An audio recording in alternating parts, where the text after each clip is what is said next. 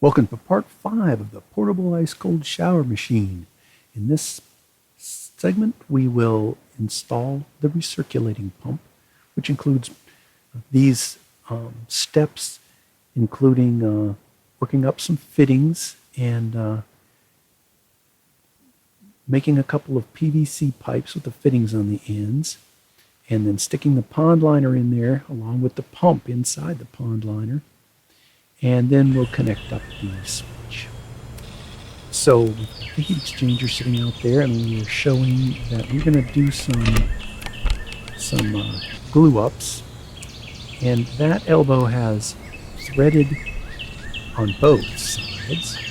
And the reason we're doing that is because I want to be able to take off these PVC pipes when I move this thing.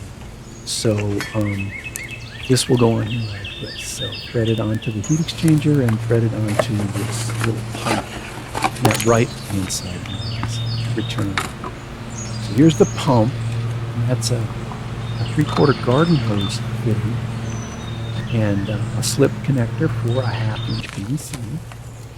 And this is the switch that we're going to use to turn on the pump. It's an air switch, so that's not a wire, it's a tube. It's just a little pipe. And this is the switch that senses the pressure. So you plug the pump in here, and then the tube connects this little pressure switch thing. That's how it goes. We'll do that later. But basically, the pump plugs into this switch, and that goes into the wall. So anyway, we'll do that later. Right now, what we'll do is put the threaded fittings on the heat exchanger like this. And we're going to do this so that we can measure the little pieces of 1/2 inch PVC that we're going to be gluing up. So these double threaded 1/2 inch pipe elbows go on the heat exchanger, and then those two slip fittings go on there so we can unscrew them and make it convenient to take apart. So first we'll measure the length here down to the pump. The pump is sitting on the bottom of the refrigerator, and it looks like I need to cut it off somewhere around 18 3/4. And so I just measured down on a 1/2 inch PVC pipe that I've got here, and make a little score with the blade, and then use this very handy tool, PVC cutter, to cut the length. It's a great tool. So much better than a hacksaw. And so just dry fit this now. When I get it installed here, I see that it's up off the deck just a little bit, but I think that I'll be able to push that. Once I get glue on there, I'll be able to push it. So here's what we need to glue up. We'll just dry fit there. And then what I'm doing is I'm putting Teflon tape on the heat exchanger because I don't want it to drip on the top of the refrigerator. These will have very little pressure on them, almost no pressure.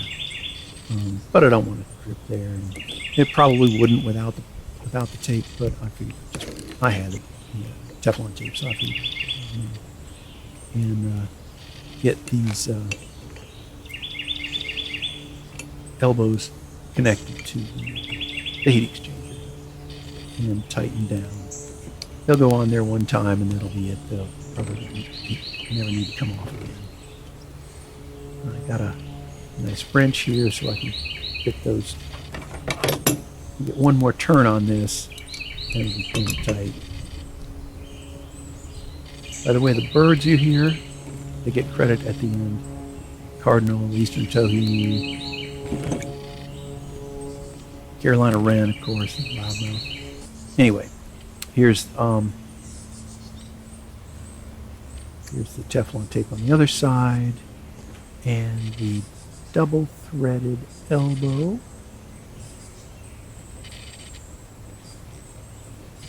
And get this one tightened down, and then we'll do the gluing.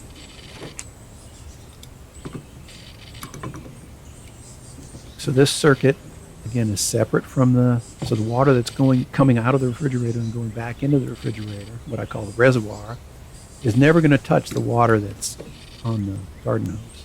They never touch. They come close, and I just showed you the internal threaded fitting elbow. So here's a quick speeded up version of gluing up the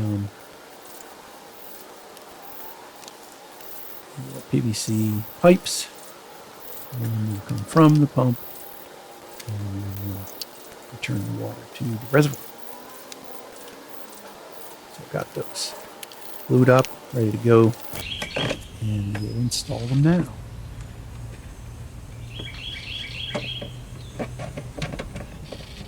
So twist that into the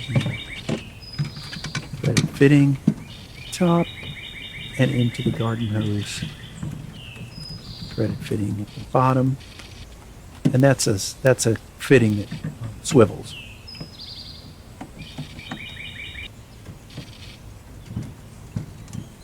And this one is the return.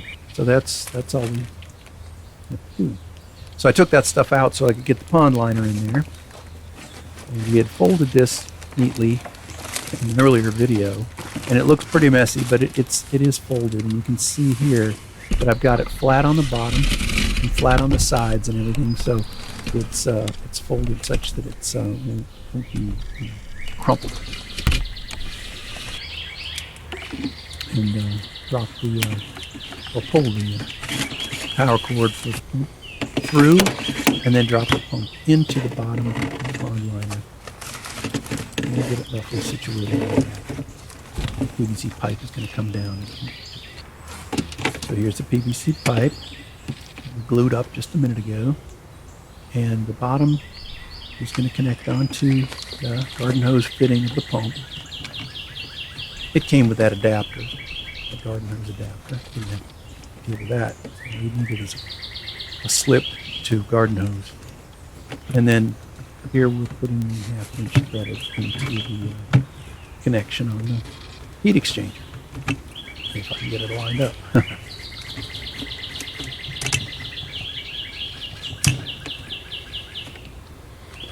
And just hand tighten these. Again, if these drip a little bit, it's not a big deal. It'll drip back down into the refrigerator.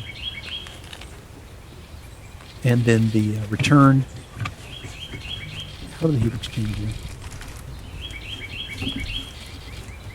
into the reservoir.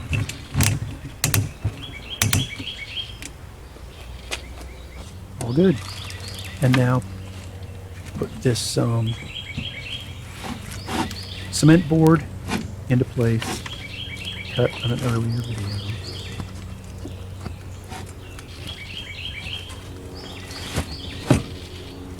Drop that into place, fits nicely, and then pull the pond liner up and tape it over the top of that, just to hold it in place. And then put these oak boards back to hold the water, the weight of the water. So there we have it. It's pretty much ready to fill now. I didn't do that in this video. We're going to do that in a later video. Here's connecting up the switch, the air switch. Put the thread the nut through that came off of that switch there. Then press the tube onto the barbed thing. And then tighten this down, which keeps that from popping off. And then you plug this into the wall, and then you plug the pump into the switch, and we're ready to go. You take the air switch in your hand, and you can hear it come on and go off, and on again, and off. So that works good. Now we are going to add the kit that we did the other day. So we have 2 connections to make, and we have garden hose fittings on the heat exchanger. So you got to buy the right one. And again, in an earlier video, I show you exactly which one we have here. Due to Diesel website.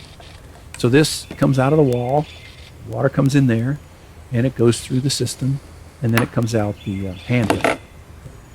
So that's it for today.